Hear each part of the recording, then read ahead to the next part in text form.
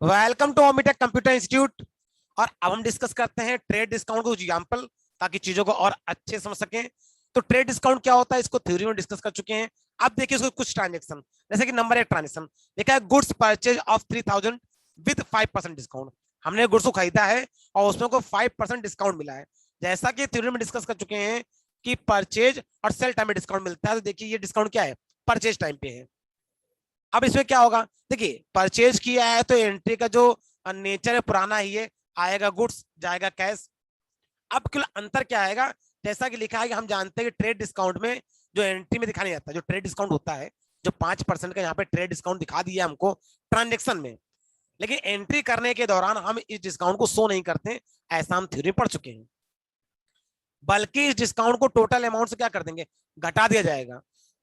तो यहाँ पर जो 3000 रुपए है उसका हम 5% डिस्काउंट निकाल लेंगे और निकाल कर उसको टोटल अमाउंट से घटा देंगे और बचे हुए अमाउंट की एंट्री कर देंगे, जैसा कि देखिए डीआर और सीआर में किया गया है। देखिए डीआर सीआर तो वही पुराना है, इसमें कुछ नया नहीं है। तो डीआर सीआर में कोई दिमाग लगाने की आवश्यकता नहीं है। बस अंतर कहाँ आएगा, अंतर आएगा डीआर और सीआर के अमाउंट में।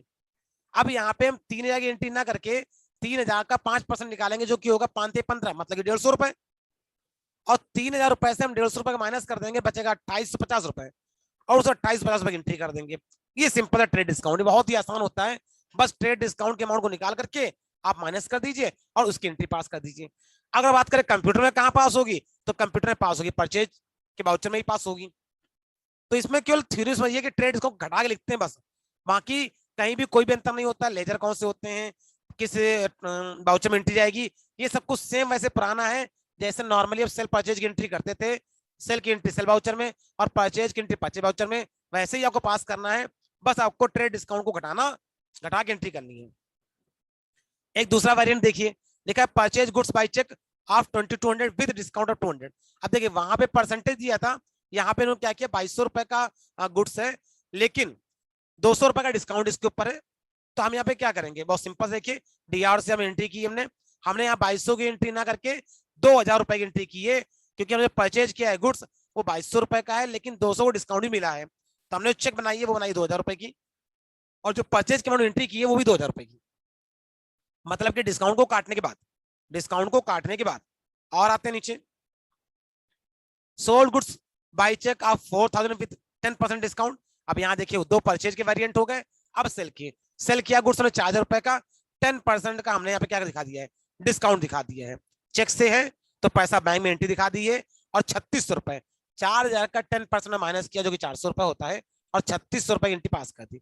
एंट्री जैसे सेल परचेज पास होती है वैसे ही मैंने पास की है, इसमें कुछ भी ऐसा नया नहीं है। बस नया क्या है, आप हर जगह देखिए डिस्काउंट को काटने के बाद एंट्री हो रही है, मतलब कि ट्रांजेक्शन में डिस्काउंट अमाउंट कुछ और दिया है, साथ में उसका जो डिस्काउंट दिया है उसको माइनस करके एंट्री कर रहे हैं। एक और वेरिएंट देखिए, goods sold by cash of 5200, मतलब कि 5250 रुपए, और इसमें जो डिस्काउंट है वो है 250 रुपए का, घटा के हम 5000 रुपए की एंट्री सिंपल तरीके से पास कर देंगे। तो इस तरीके से हमने सेल और परचेज में इसके दो दो वेरिएंट देखे, एक मैंने फ्लैट रेट देखा और एक मैंने परसेंटेज देखा। तो इस तरीके से हमने ट्रेड डिस्काउंट एग्जांपल देख लिए। अब इन्हें टैली पे कैसे पास करते हैं, ये बिल्कुल ही आसान है, जैसे नॉर्मली सेल और परचेज की एंट्री पास करते हैं वैसे ही पास होगी। इसलिए आप इसकी प्रैक्टिस टैली पे कर लीजिएगा। इस वीडियो में सिर्फ इतना ही।